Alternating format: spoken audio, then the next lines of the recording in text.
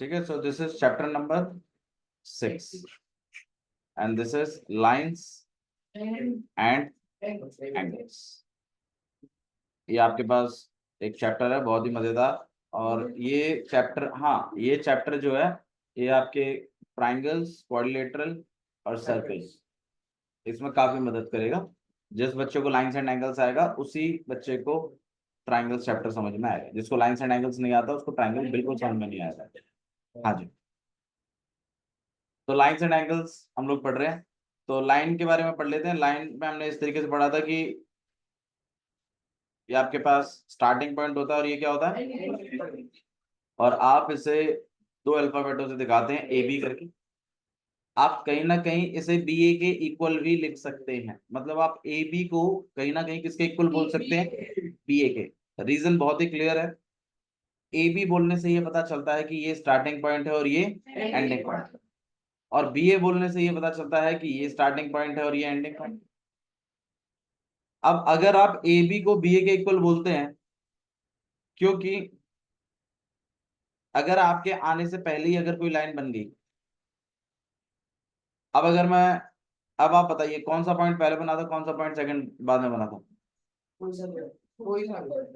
तो कोई सा भी कर सकते हैं इसमें, मतलब एक्स पहले बना के वाई भी कर सकते हैं, वाई बना के एक्स भी कर सकते हैं। इसीलिए हम एक्स वाई और वाई एक्स इनको इक्वल लिख देते हैं, और लिख सकते हैं लाइन सेगमेंट, क्योंकि दोनों ही कितने, मान लीजिए 5 सेंटीमीटर का है, तो एक्स वाई भी कितने सेंटीमीटर है, और वाई एक्स भी कहीं ना कहीं।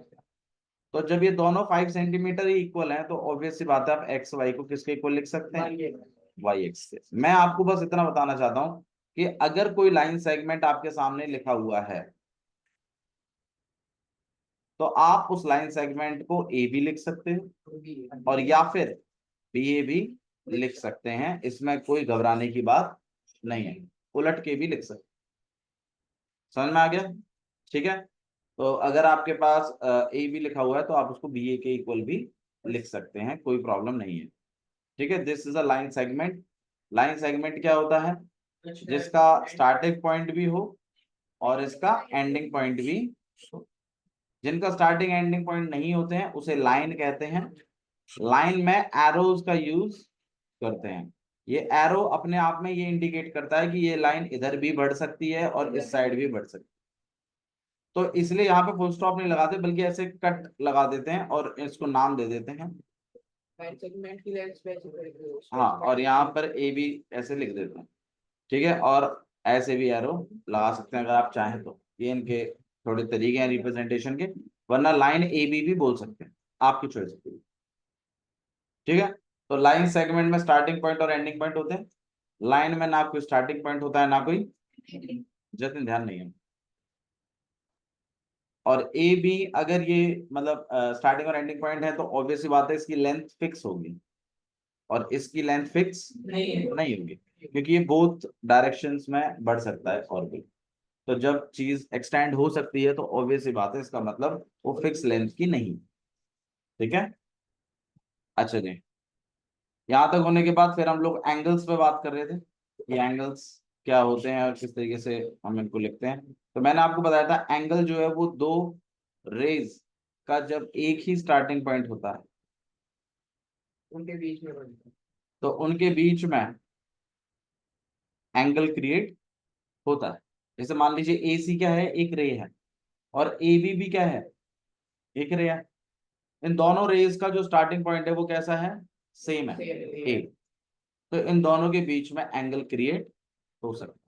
अब एंगल को लिखते टाइम आपको ध्यान देना है, पहली बात तो ये 3 अल्फाबेटों से लिखा जाता है, और इसके आगे एक एंगल का ऐसे नोटेशन लिखते हैं। अब इसको लिखते टाइम आपको ध्यान ये भी रखना है कि जहां पर एंगल बना है वो बीच में लिखा जाएगा, मिडिल टर्म नहीं, बीच में लिखा जाएगा। हाँ जी, जहां एंगल बनता है। और ये एंगल जिन लाइनों पे बन रहा है उन लाइनों के अल्फाबेट इस्तेमाल होंगे। अब मुझे एक बात बताइए, ये जो मैंने एंगल क्रिएट किया है ये कौन कौन सी लाइनों पे बना हुआ है, एक तो ए बी पे बना है और एक ए सी पे बना है, और एक्चुअली एंगल बन कहाँ रहा है, ए पे, ए पे तो बन रहा है। और किन लाइनों की मदद से बन रहा है, ए बी और ए सी।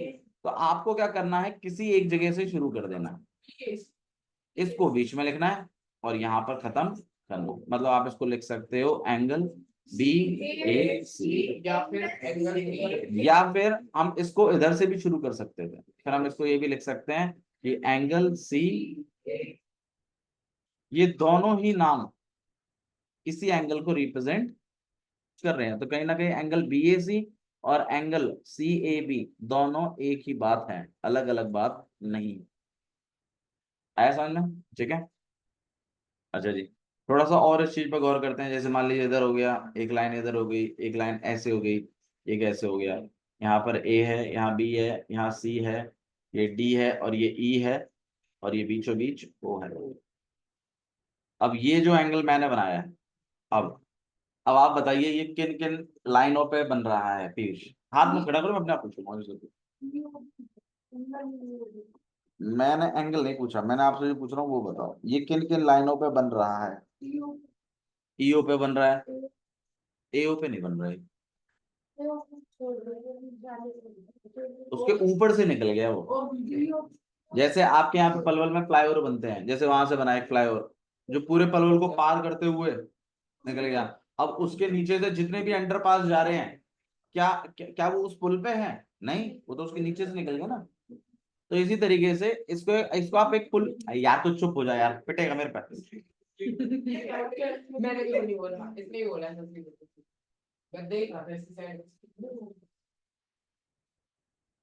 अगले पिटेगा तो यहाँ पे आपका, यहाँ से आपका एंगल शुरू हुआ था इस लाइन से और इस लाइन पे खत्म हुआ, बीच में जो लाइन निकल गई उसको काउंट नहीं करना है। तो अब आप बताइए इस एंगल का नाम क्या होगा। Angle E O B, angle E O B, या फिर एंगल बी ओ ई, जैसे भी आप समझे वो सही है। ये दोनों ही एंगल्स को रिप्रेजेंट कर रहे हैं। क्लियर है? इसमें किसी को डाउट है तो बताइए। ठीक है, समझ में आ गया जतिन? ठीक है। अच्छा जी, अब फिर हम लोगों ने टाइप ऑफ एंगल्स पढ़ना शुरू किया था कि भाई कितने तरह के एंगल्स होते हैं। Type of angles, type of angles को शुरुआत करें उससे पहले हमने उससे उससे पहले हमने बात करी थी कि एंगल में दो तरीके के आर्म्स होते हैं। एक होता है इनिशियल आर्म, इनिशियल आर्म, और एक होता है फाइनल आर्म या फिर टर्मिनल आर्म, जैसा भी आप समझे। मैं टर्मिनल आर्म बोल देता हूँ। टर्मिनल, टर्मिनल का मतलब होता है खत्म होने वाला आर्म।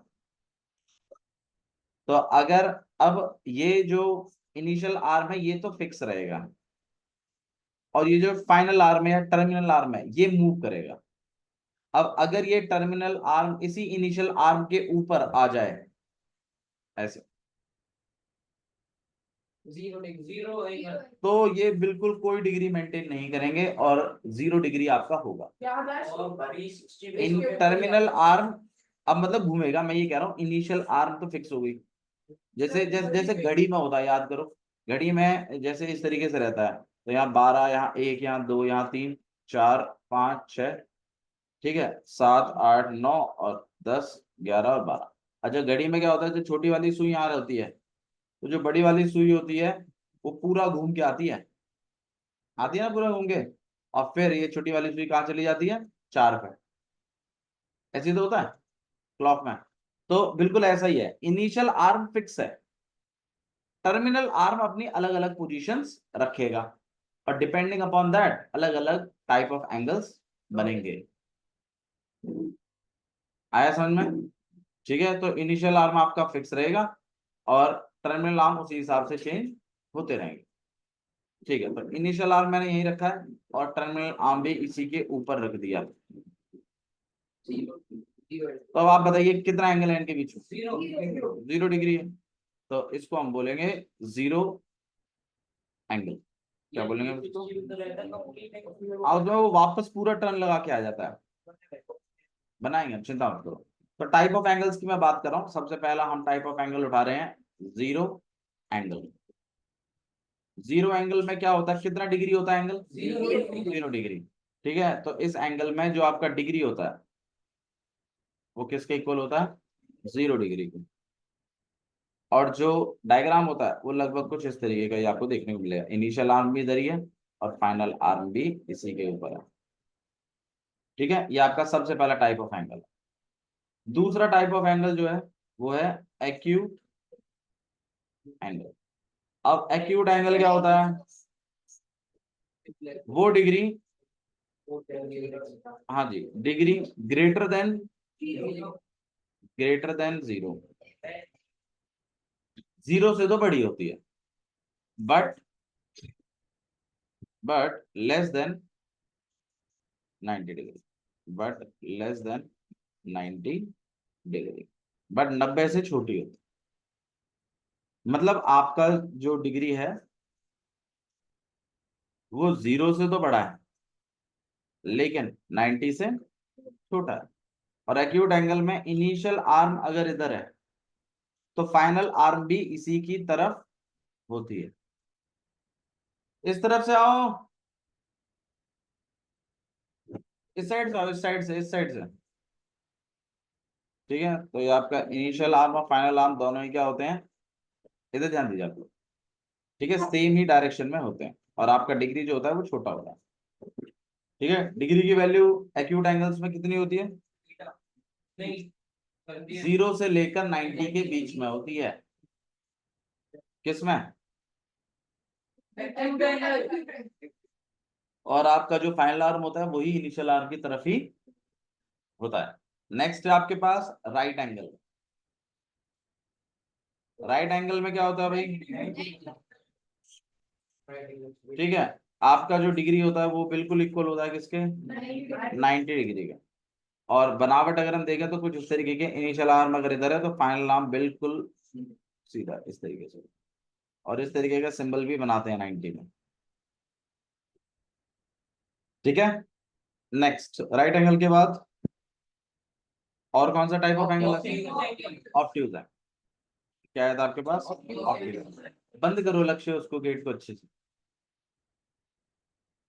नहीं तो टूट के हमें फिर लगाना पड़ता है बार बार। ऑब्ट्यूज एंगल, ऑब्ट्यूज एंगल क्या होता है? डिग्री कैसी होती है? 90 से तो बड़ी होती है बट 180 से क्या होती है? छोटी होती है। इस तरीके का कुछ जो आपका एंगल है वो 90 से तो बड़ा है बट 180 से छोटा है। और जो आर्म्स की अगर मैं बात करूं तो इनिशियल आर्म अगर एक तरफ है तो जो फाइनल आर्म होगा, जो टर्मिनल आर्म होगा, वो दूसरी तरफ होगा। उसी डायरेक्शन में नहीं होता, उसकी डायरेक्शन में ही होता तो वो एक्यूट एंगल बन जाता। अगर इनिशियल आर्म अगर इधर है तो फाइनल आर्म दूसरी तरफ होता है और आपका इस तरीके से एंगल क्रिएट, इसको बोलते हैं ऑब्ट्यूज एंगल। देखिए डिग्री को प्रॉपर बना रहे हैं हम। ठीक है, देखिए एक्यूट में एरो बना देंगे तो और अच्छा रहेगा कि आपको पता चले इनिशियल आर्म कहाँ था, फाइनल आर्म। हाँ, ठीक है, 90 में हमने बनाया। इस तरीके से बना सकते हो, इस तरीके से बना सकते हैं ऐसे। और इसमें फिर और ऑब्ट्यूज एंगल में और ढकेल दिया उसको, 90 से ज्यादा, 180 से कम। लास्ट, लास्ट कह रहा हूँ, एक और है आपके पास straight angle. Straight angle, straight angle क्या होता है? जिसमें एग्जैक्टली 180 डिग्री होता है। जो आपका डिग्री है वो 180 डिग्री होता है। और जो आपका इनिशियल आर्म है और जो फाइनल आर्म है वो एक दूसरे के एग्जैक्टली अपोजिट होता है। इनिशियल आर्म और फाइनल आर्म एक दूसरे के एग्जैक्टली अपोजिट होते हैं। ठीक है, किसमें? ऑब्ट्यूज एंगल क्या होता है फिर?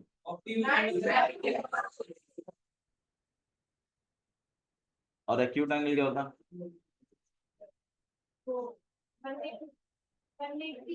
180 कहा जा रही है मैडम? सबसे पहला कौन सा एंगल था? गलत, जीरो था। जीरो क्या होता है? जीरो एंगल क्या है? जिसमें डिग्री कितनी होती है? 0 डिग्री। एक्यूट एंगल क्या होता है? जिसमें डिग्री, एंगल की डिग्री जीरो से बड़ी और 90 से 0 से बड़ी और 90 से छोटी होती है। किसमें? एक्यूट, एक्यूट, एक्यूट एंगल किसमें? क्या होता है एक्यूट एंगल में? बहुत बढ़िया। और 90 किसके इक्वल होता है? 90 जब डिग्री के इक्वल हो जाता है उस एंगल को क्या बोलते हैं? 90 डिग्री जब आपका एंगल होता है तो उस एंगल को क्या बोलते हैं? पीयूष को भी पता, पीयूष बता। हाँ, जब डिग्री 90 डिग्री के इक्वल होती है तो उस एंगल को क्या बोलते हैं पीयूष? राइट। एक्यूट एंगल क्या होता है पीयूष? 0 से बड़ा और 90 से कौन? Acute angle. और राइट एंगल जो राइट 90 होता है। और ऑब्ट्यूज 90 से बड़ा 180 से छोटा। जो 90 से बड़ा और 180 से छोटा। स्ट्रेट एंगल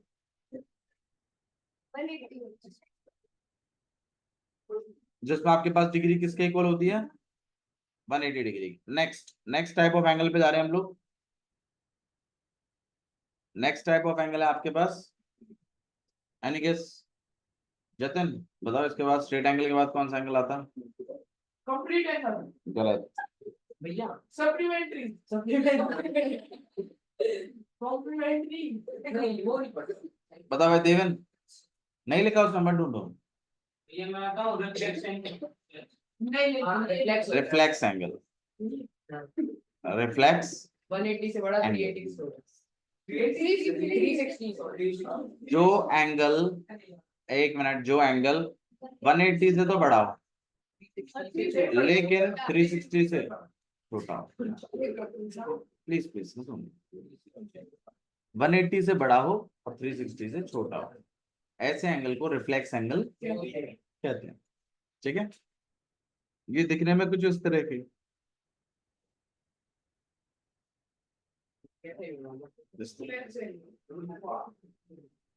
180 से और नीचे आ गया। 180 तो बिल्कुल सामने था और नीचे आ गया तो मतलब 180 से और बड़ा एंगल हो गया। लगभग आपके पास ऐसे बोल दो तो 250, 260, 270, 300, 360 से छोटा चाहिए। और अगर नेक्स्ट आपके पास जो टाइप ऑफ एंगल है वो है कंप्लीट एंगल। कंप्लीट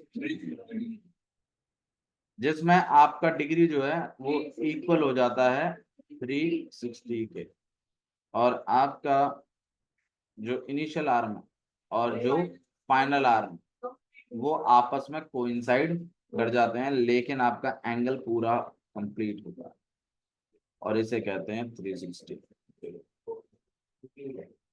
अब आप खुद गौर करिए, इनिशियल आर्म और फाइनल आर्म दो बार मिले हैं। एक बार तो जीरो एंगल पे मिलते हैं और एक बार कंप्लीट एंगल पे वापस मिलते हैं। चिंता मत करो, आपसे कोई टाइप ऑफ एंगल नहीं पूछेगा, बट आपको फिर भी पता होना चाहिए टाइप ऑफ एंगल्स कौन कौन से हैं। तो सबसे पहला एंगल हमने जो निकाला, पीयूष सारे बता दीजिए फटाफट लाइन लाइन से। 0 डिग्री, जीरो एंगल कहते हैं वैसे उसको। जीरो एंगल क्या होता है? नेक्स्ट है आपके पास vertical opposite angle. Vertical opposite आ गया। एंगल। वर्टिकल अपोजिट एंगल क्या होता है भाई? Opposite angle. Vertical opposite angles क्या होता है? कब बनते हैं वर्टिकल अपोजिट एंगल? बिल्कुल, जब लाइनें आपस में क्या करती हैं, इंटर, जब दो लाइनें आपस में इंटरसेक्ट करती हैं तो जो उल्टे एंगल होते हैं, अब ये गेट ले जाओ स्टिक।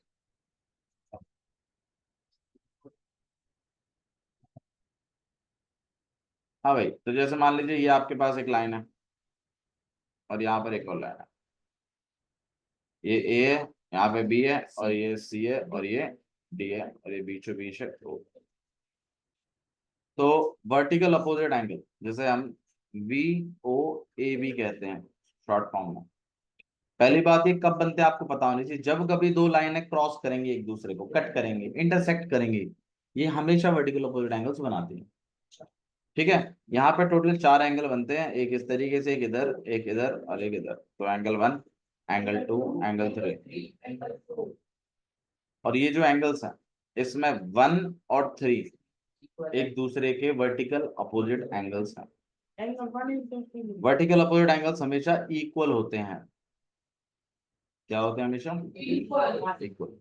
तो जब कभी दो लाइनें क्रॉस करेंगी, तो जो उल्टे एंगल है उनको बोलते हैं वर्टिकल अपोजिट एंगल। और इसी तरीके से 4 और 2 है, ये भी वर्टिकल अपोजिट है।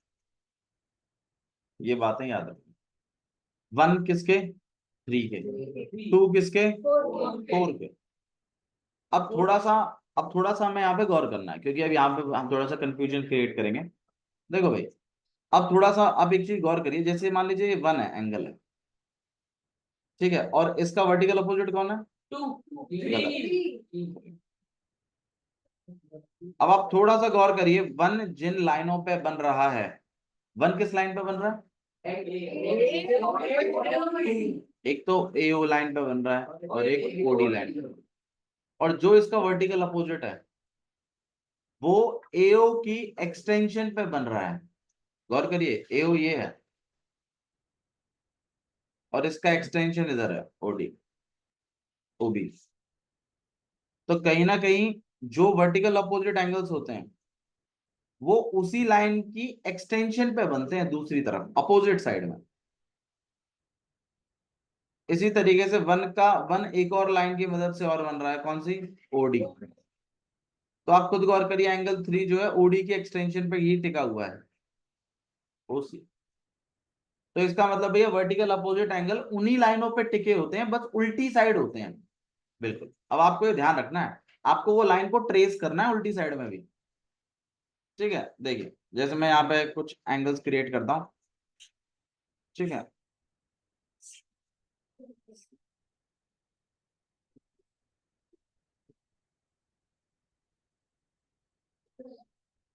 ठीक है, और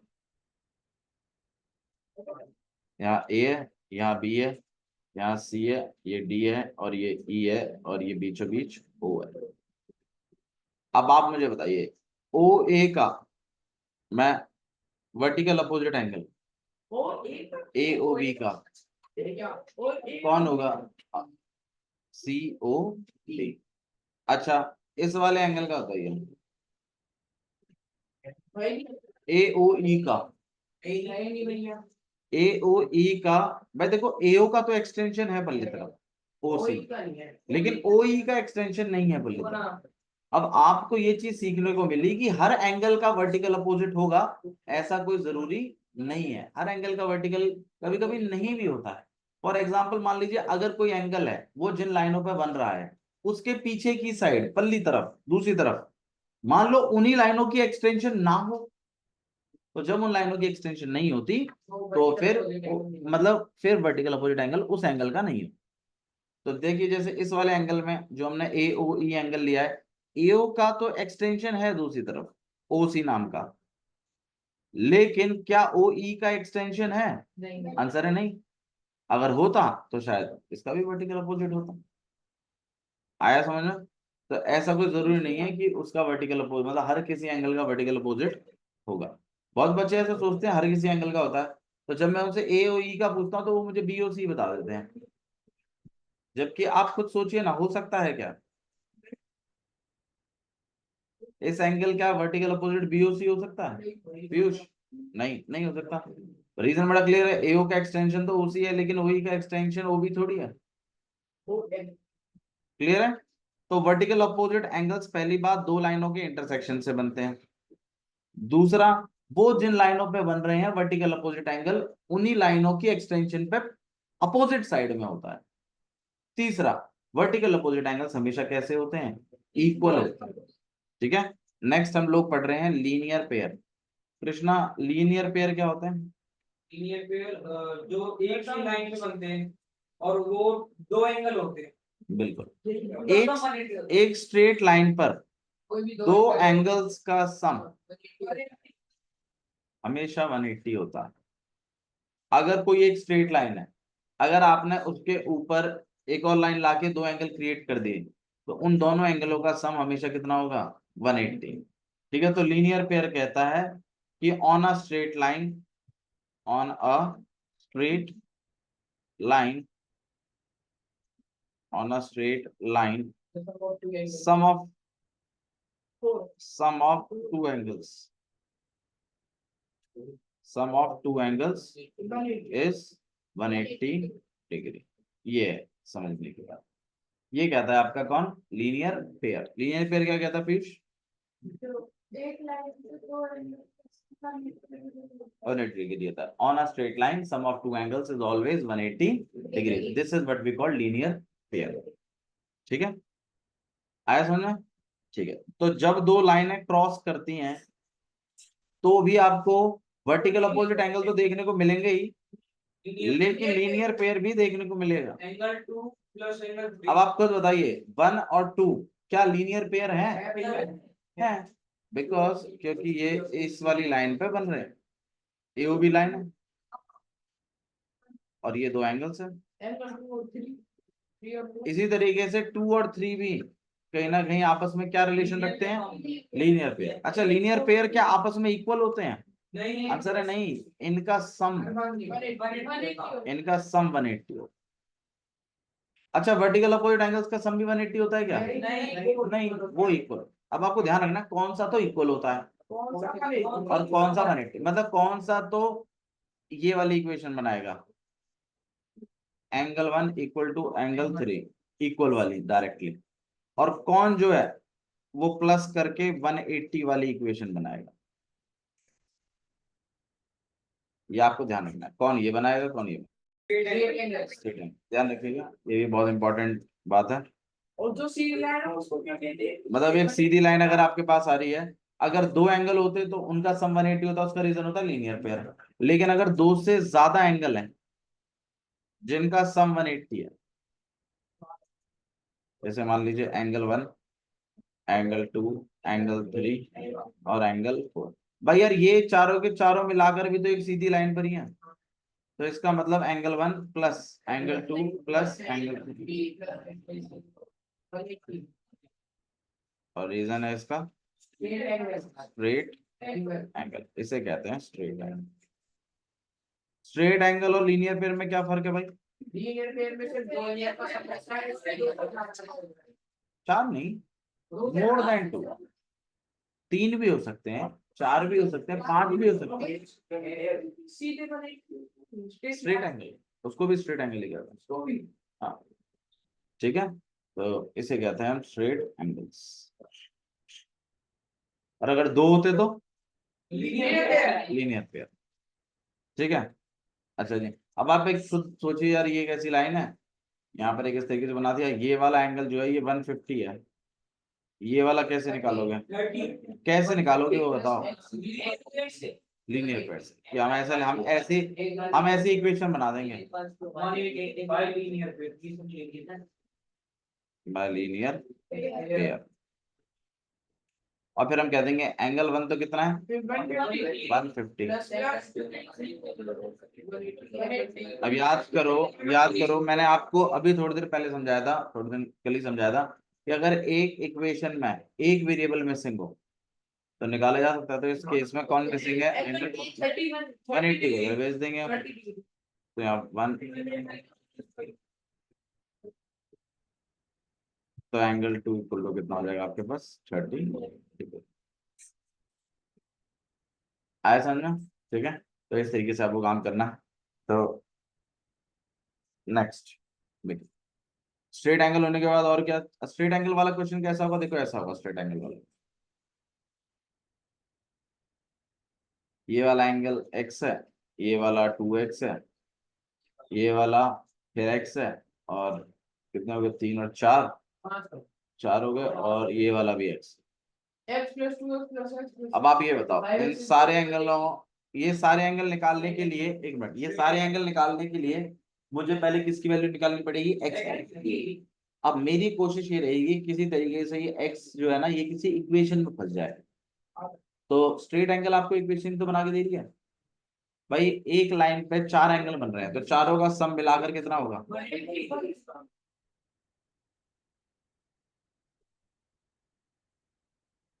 reason Straight angle. Direct equal to straight, तो x plus 2x 3x 3x और यहाँ पे हो जाएगा 5x और यहाँ हो जाएगा 180, या x को अकेला 180 अपॉन में 5 से 1 बार 5 3 15 एंड 6 5 30, तो x की वैल्यू कितनी आ गई?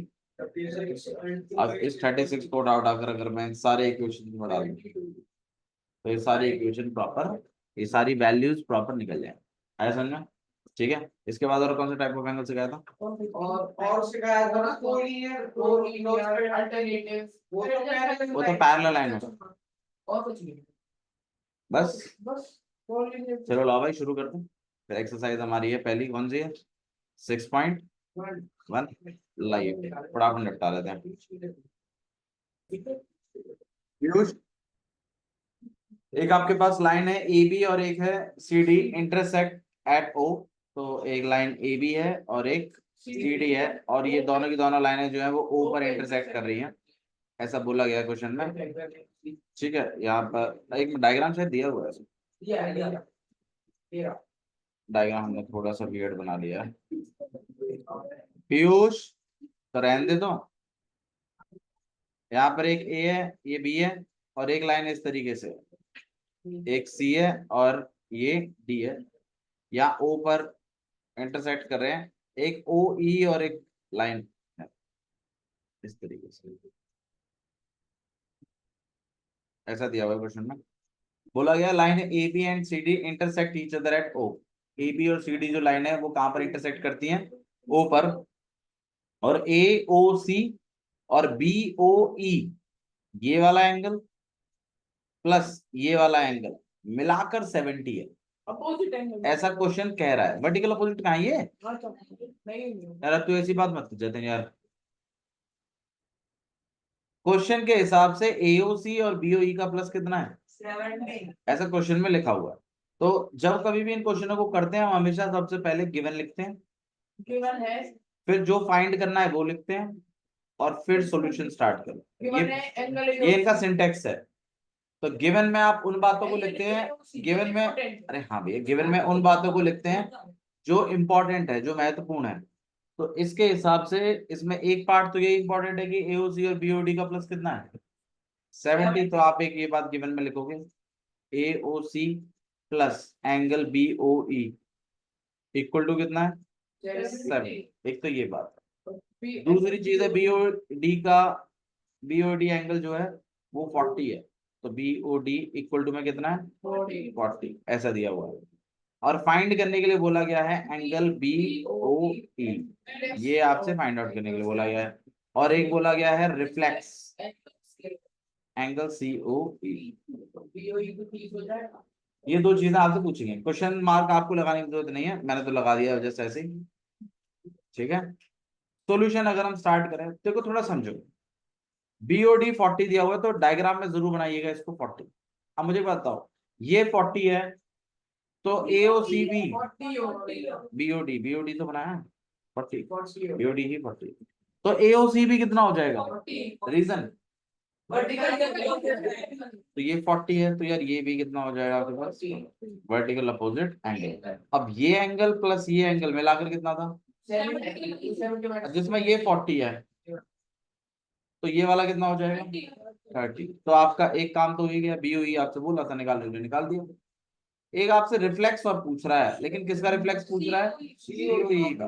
अब सीओई एंगल को गौर करो तो वो यहाँ है, अगर किसी तरीके से ये एंगल निकल जाए तो इसका रिफ्लेक्स भी निकल जाएगा। रिफ्लेक्स निकालना मैंने आपको बताया था, 360 में से उस एंगल को क्या करवा देते हैं? माइनस, रिफ्लेक्स आ जाता है। अब मेरे को पता है ये एंगल कितना है, चल ये एंगल कितना है? 30, ये मुझे निकालना है। मुझे पता हो ये एंगल प्लस ये एंगल प्लस ये एंगल मिलाकर रीजन स्ट्रेट एंगल, जिसमें से ये 40 और प्लस 30 70, 180 में 70 माइनस करेंगे 110, तो ये वाला 110 आ जाएगा। रिफ्लेक्स आ इसको 360 में से माइनस कराओगे 250 तो 250 उसका रिफ्लेक्स भी। 360 भाई रिफ्लेक्स निकालेंगे 360 में से तो माइनस कराते हैं उस एंगल को। 250 250 किसी भी एंगल का रिफ्लेक्स जानना है तो आप वो एंगल निकाल लीजिए, उसको 360 में से उठाई क्या करवा दीजिए, बाकी बचा हुआ एंगल निकल जाएगा, उसे ही रिफ्लेक्स कहते हैं। ठीक है, तो अब आइए फटाफट लिख देते हैं इसको कि कैसे लिखना है। सबसे पहले आपने वर्टिकल अपोजिट कराया, तो आपने बोला angle A O C equal है एंगल बी ओ डी के, और रीजन है तो मैं भी वर्टिकल अपोजिट एंगल। मैं भी तो ये कहते हूँ। हाँ ठीक है, तो एंगल ए ओ सी ये कितना हो जाएगा 40। अब ये हो गया, अब मुझे इस वाली इक्वेशन और इस वाली इक्वेशन का इस्तेमाल करके इसको निकालना है। तो मैं लिखूंगा angle A O C plus angle B O E, और रीजन है इसका गिवन, गिवन में ये बात ए ओ सी मुझे पता चल गया, तो एंगल बी ओ ई यहीं पे रखेंगे आप, यहाँ 70 माइनस 40, तो this gonna be 30, so angle B O E जो है वो आपके पास आ जाएगा 30, और इसे आप हाईलाइट कर लेंगे क्योंकि ये हमसे पूछा गया। नेक्स्ट चीज, ये होने के बाद फिर आपसे ये चीज और, हाँ मतलब ये वाला एंगल और पूछ रहे हैं वो रिफ्लेक्स वाला, मतलब ये वाला, तो अब हम इसको लिखेंगे कि angle A O C plus angle C O E plus angle B O E मिलाकर 180, रीजन स्ट्रेट एंगल, इसे हम बोलेंगे स्ट्रेट स्ट्रेट एंगल। अब ए ओ सी कितना है 40, सी ओ ई निकालना है, बी ओ ई, तो यहाँ पे सी ओ ई यहाँ पे हो जाएगा 70, ये हो जाएगा 180, यहाँ एंगल सी ओ ई को अकेला कर रहे हैं, तो यहाँ 180 माइनस 70 कितना हो जाएगा आपके पास 110। यही हमें वो अब इसी का रिफ्लेक्स बताना है आपको, और रिफ्लेक्स एंगल सी ओ ई, उसके लिए मुझे 360 में से एंगल सी ओ ई को क्या करवाना पड़ेगा, तो 360 माइनस 100, 250 भैया तो रिफ्लेक्स कितना आ गया। 250 बना आया? दे इस तरीके से आपको करना है, तो this is question number first. ठीक है।